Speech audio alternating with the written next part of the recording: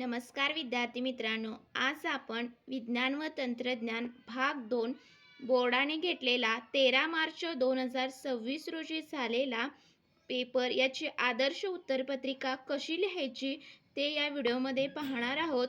त्यामुळे व्हिडिओला कुठेही स्किप न करता पूर्ण पहा, जेणेकरून तुम्ही सुद्धा येणाऱ्या 2027च्या बोर्ड परीक्षेमध्ये 40 पैकी 40 मार्क्स सायन्स पार्ट 2 यामध्ये विज्ञान व तंत्रज्ञान भाग 2 या पेपरमध्ये नक्कीच मिळवाल.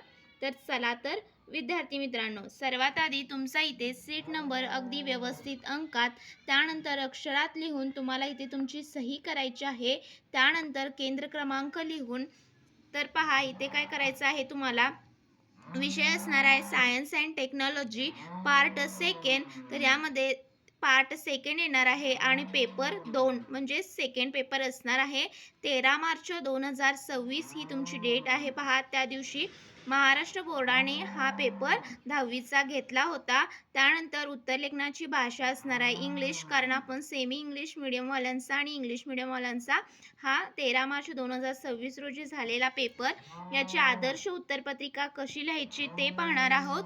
त्यामुळे जर तुम्ही या चॅनलवरती नवीन असाल तर सर्वात आधी चॅनलला सबस्क्राईब करा आणि बाजूची बेल घंटा दाबा, जेणेकरून सर्वात आधी तुमच्यापर्यंत नोटिफिकेशन्स पोहोचेल व्हिडिओची. तर चला तर पाहूयात. तर एकूण 40 मार्क्सचा हा पेपर विद्यार्थी काय करतात, तर सर्वप्रथम 40 पैकी 40 मार्क्स जर तुम्हाला यामध्ये मिळवायचे असतील तर सेकंड पार्टचा हा पेपर असल्यामुळे विद्यार्थ्यांना काय वाटतं, तर यामध्ये लिखाण हे जास्त असतं आणि वेळ पुरत नाही. परंतु असे प्रश्न तुम्हाला विचारले जातात ज्यामध्ये तुम्हाला थोडंसं काय करा, ट्रिकी क्वेश्चन्स असतो, परंतु त्याचे उत्तर लेंदी नसून इन शॉर्टमध्ये असतं आणि तुम्हाला पैकीच्या पैकी मार्क्स हे मिळवून देतं असतं. तर पहा कशा प्रकारचे प्रश्न विचारले आहेत. खूप सोपी प्रश्नपत्रिका आहे. पहा, एकूण 40 मार्क्सची, त्यामध्ये प्रश्न क्रमांक पहिला असणार आहे तो एकूण 10 मार्क्ससाठी असणार आहे. पहा, व ए जो प्रश्न असणार आहे तो 5 मार्क्ससाठी, ज्यामध्ये चूज द करेक्ट अल्टरनेटिव्स. तुम्हाला काही प्रश्न विचारले जाणार आहेत MCQ बेस्ड आणि त्यावरून तुम्हाला दिलेल्या पर्यायांपैकी योग्य असं पर्याय क्रमांक लिहून त्याचं उत्तर लिहायचं आहे. तर हे पहा, पहिल्याचं असणार आहे उत्तर म्युटेशन, बी ऑप्शन करेक्ट आहे. दुसऱ्याचं असणार आहे सी ऑप्शन 38 असणार आहे आणि तिसऱ्याचं असणार आहे डी ऑप्शन मॅमेलिया. चौथ्याचं असणार आहे पहा बी ऑप्शन कोयना आणि पाचव्याचं ऑप्शन बी असणार आहे महाराष्ट्र. तर तुम्हाला याच फॉर्मॅटमध्ये दिलेल्या MCQचं उत्तर लिहायचं आहे. फक्त हे ऑप्शन्स लिहून येऊ नका, याचं समोर काय उत्तर आहे ते देखील लिहायचं आहे. ऑप्शन्स फक्त लिहिला आणि उत्तर नाही लिहिला तर इथे 0 मार्क्स तुम्हाला भेटणार आहेत. त्यानंतर पहा, मेन प्रश्न चौकटीत इथंच लिहायचं आहे. पहा, इथं कुठेही वर लिहायचा नाही. त्यानंतर क्वेश्चन नंबर 1B असणार आहे, तो देखील 5 मार्क्ससाठी असणार आहे. पहा, 5 मार्क्सचे MCQ आणि 5 मार्क्सचं तुम्हाला पहा कशा प्रकारे क्वेश्चन्स यामध्ये विचारले आहेत. तर यामध्ये कंप्लीट द गिवन डायग्राम, तुम्हाला इनकम्प्लीट अशी डायग्राम दिलेली आहे आणि ती कंप्लीट करून लिहायची आहे. पहा, यामध्ये तुम्हाला asexual reproduction in unicellular organisms, binary fusion, multiple fusion आणि बडिंग हे तुम्हाला तिथं उत्तर येणार आहे करेक्ट. तर तुम्हाला पूर्ण असा प्रश्न जो विचारलेला आहे तो लिहायचा आहे. आणि त्यानंतर जे इनकम्प्लीट तुम्हाला काय दिलेलं आहे, तर यामध्ये जो इनकम्प्लीट बॉक्स दिलेला आहे तो कंप्लीट करून त्यामध्ये उत्तराला अशी अंडरलाईन करायची आहे.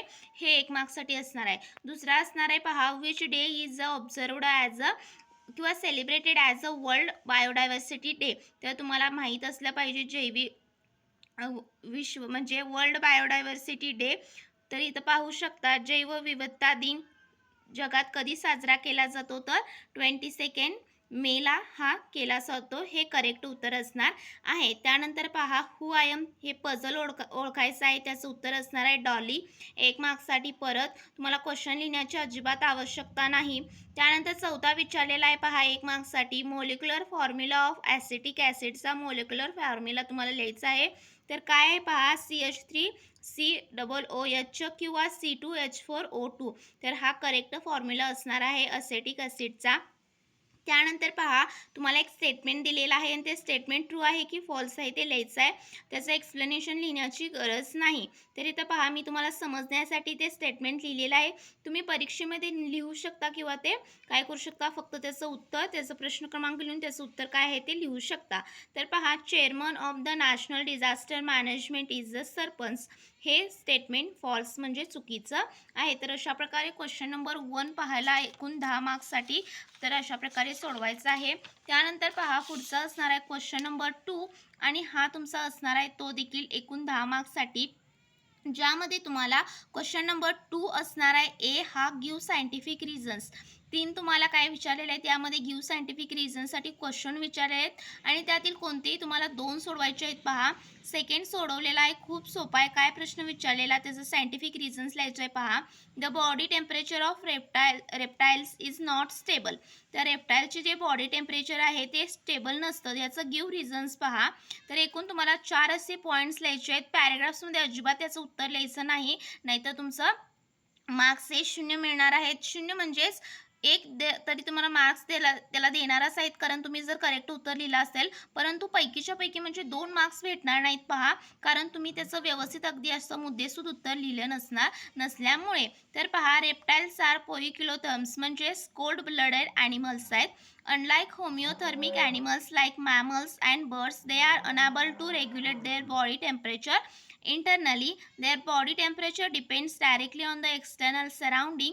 They can control their body temperature only by moving to an environment with a suitable ambient temperature. Thus the body temperature of reptiles is not a stable. तर अशा प्रकारे काय करायचं याचं उत्तर तुम्हाला लिहायचं आहे आणि 2 मार्क्स घ्यायचे आहेत. कोणती 2 सोडवायचे आहेत पहा, दुसरा देखील सोडवलेला आहे. त्यानंतर पहा काय आहे हा प्रश्न. Nowadays farmers are opting for organic farming because. आताचे फार्मर्स जे शेतकरी आहेत ते ऑर्गॅनिक फार्मिंग करत आहेत, कारण याचं सायंटिफिक रिझन लिहायचं आहे. तर एकूण 3 आहेत पहा, सॉइल हेल्थ, एन्व्हायरमेंटली फ्रेंडली आणि फूड सेफ्टी. या 3 कारणामुळे nowadays farmers are opting for a organic farming. तर याचं पहा सॉइल हेल्थमध्ये देखील लिहिलेलं आहे. 2 ते 3 ओळी लिहिलेल्या आहेत पहा. Unlike chemical fertilisers which degrade soil over time, organic farming uses natural compost and manure that maintain a soil fertility and texture. त्यानंतर हे एन्व्हायरमेंटली फ्रेंडली आहे पहा organic farming. It avoids toxic pesticides that pollute the air and water and harm beneficial insects like bees. त्यानंतर तिसरं देखील food safety आहे, त्यामुळे organic products are free from harmful chemical residues making them safer and more nutritious for human consumption. तर या कारणामुळे farmers are opting for organic farming असं उत्तर असणार आहे. 2 मार्क्स तुम्हाला हे उत्तर असं करेक्टच लिहिलं तर 2 मार्क्स देऊन जाणार आहे. त्यानंतर क्वेश्चन 2B असणार आहे, answer the following questions any 3. तर हे 6 मार्क्ससाठी असणार आहे. प्रत्येक प्रश्नाला 2-2 मार्क्स असणार आहे. तर तुम्हाला विचारलेलं आहे कार्बन डेटिंग म्हणजे काय, what is a carbon dating आणि give its a one use of carbon dating technique. तर इथं उत्तर लिहिलेलं आहे पहा, 2 मार्क्ससाठी असल्यामुळे व्यवस्थित अगदी थेअरीचं उत्तर पाहू शकता कशा प्रकारे लिहिलेलं आहे.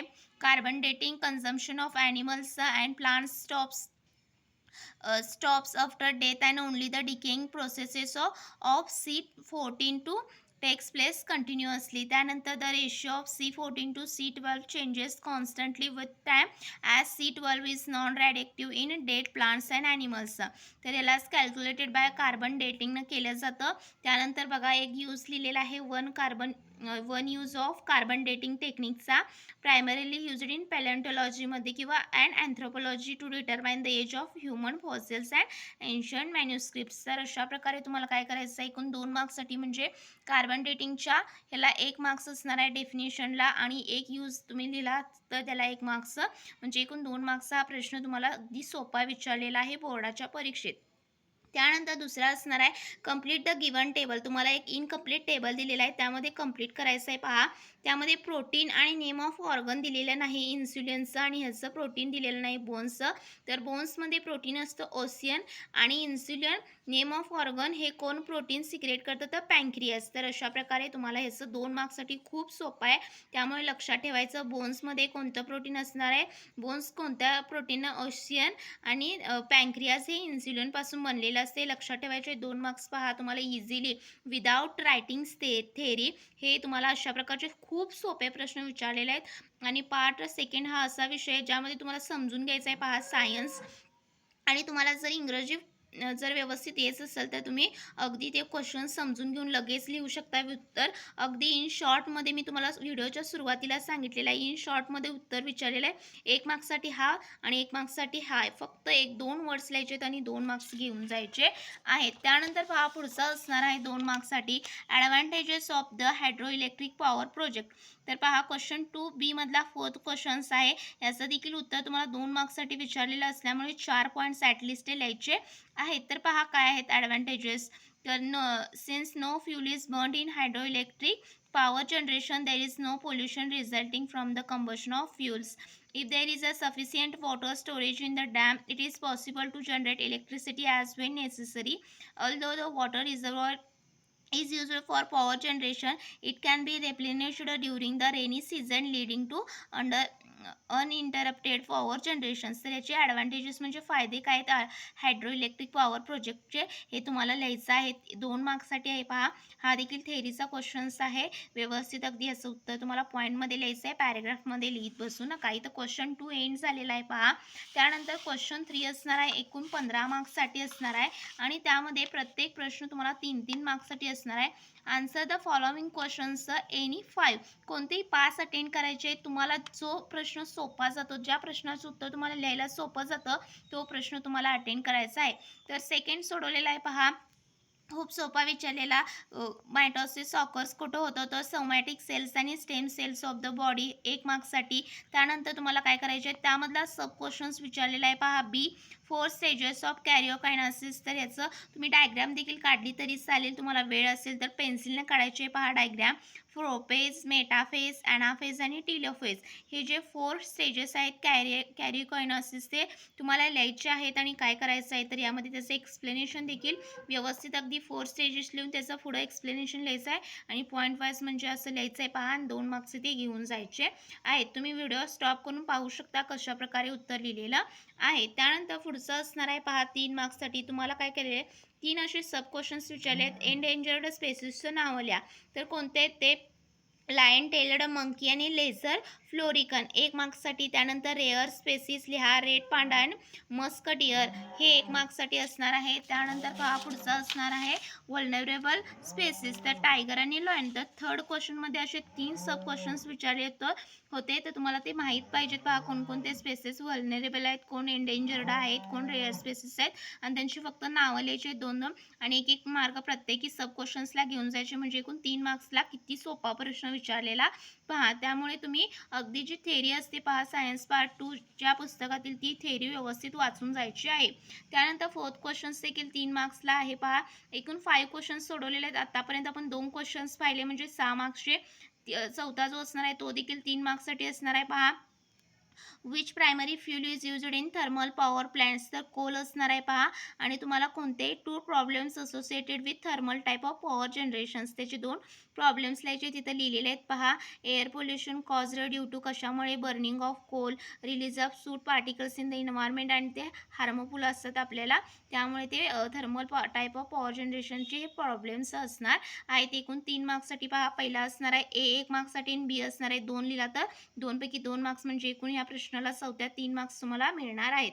त्यानंतर पहा 5th क्वेश्चन असणार आहे. हा देखील 3 मार्क्ससाठी. तुम्हाला डायग्राम्स दिलेले आहेत आणि त्याची सिमेट्री विचारलेलं आहे. विच टाईप ऑफ सिमेट्री, तर पहिल्याची असणार आहे पहा असिमेट्रिकल बॉडी, दुसऱ्याची असणार आहे रॅडियल सिमेट्री, आणि तिसऱ्याची असणार आहे पहा तुम्हाला ॲनिमलची इमेज दिलेली आहे, तर ती काय येणार आहे, बायलॅटरल सिमेट्री येणार आहे. आणि हे 3 मार्क्स तुम्हाला घेऊन देणार आहे पहा. प्रश्न 5वा 1 मार्क्ससाठी असिमेट्रिकल बॉडी, 1 मार्क्ससाठी रॅडियल सिमेट्री आणि bilateral symmetry.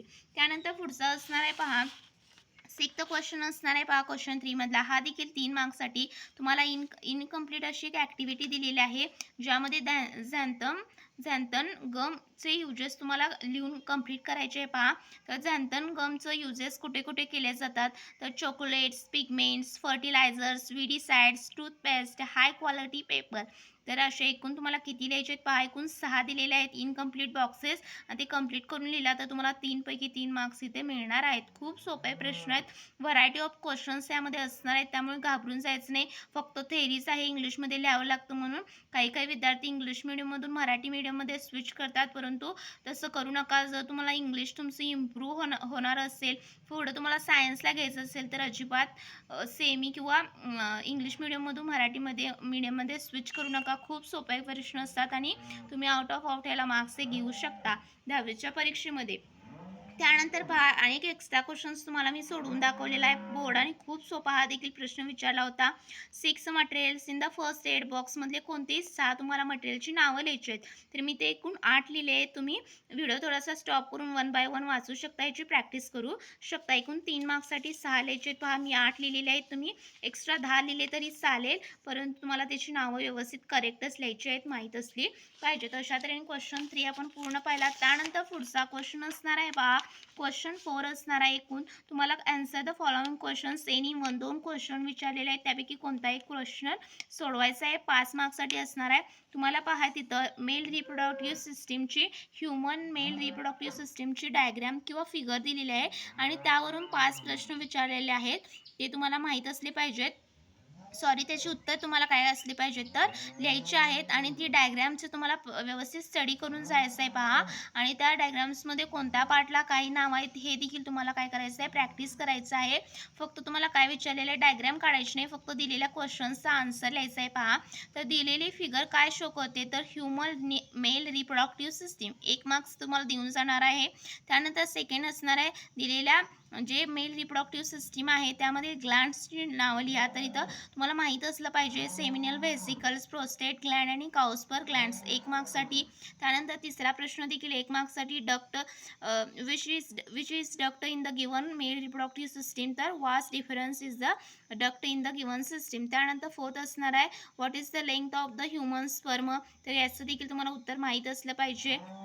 The length of the human sperm in approximately 60 micrometers. It is a microscopic cell consisting of head, neck, middle piece and a long tail for movement. त्यानंतर fifth असणार आहे पहा, which hormone is released, which hormone, तर इथं कुठलं hormone असतं तर male reproductive सिस्टीममधून रिलीज होणारा testosterone hormone is responsible for the development of male secondary sexual characteristics and the process of sperm production, spermatogenesis. तर अशा प्रकारे एकूण 5 क्वेश्चन्स विचारलेले आहेत 5 मार्क्ससाठी. प्रत्येक प्रश्न यामध्ये सब क्वेश्चन्स 1-1 मार्क्ससाठी. खूप सोपा असणार आहे पहा. खूप सारी तुम्हाला थेरी लिहिण्याची आवश्यकता नाही. खूप सोपा तुमचा हा बोर्डाचा पेपर होता पहा. आणि विद्यार्थ्यांनी यामध्ये पैकीच्या पैकी मार्क्स देखील घेतलेले आहेत. तुम्ही देखील या येणाऱ्या 2027च्या बोर्ड परीक्षेत नक्कीच घ्याल. जर तुम्ही अजूनपर्यंत चॅनलला सबस्क्राईब केले नसेल तर सबस्क्राईब करा आणि एक लाईक नक्कीच करा, जेणेकरून असेच नवनवीन व्हिडिओ आपल्या चॅनलवरती अपलोड होतील. तर भेटूया अशाच नवीन व्हिडिओसोबत. तोपर्यंत धन्यवाद.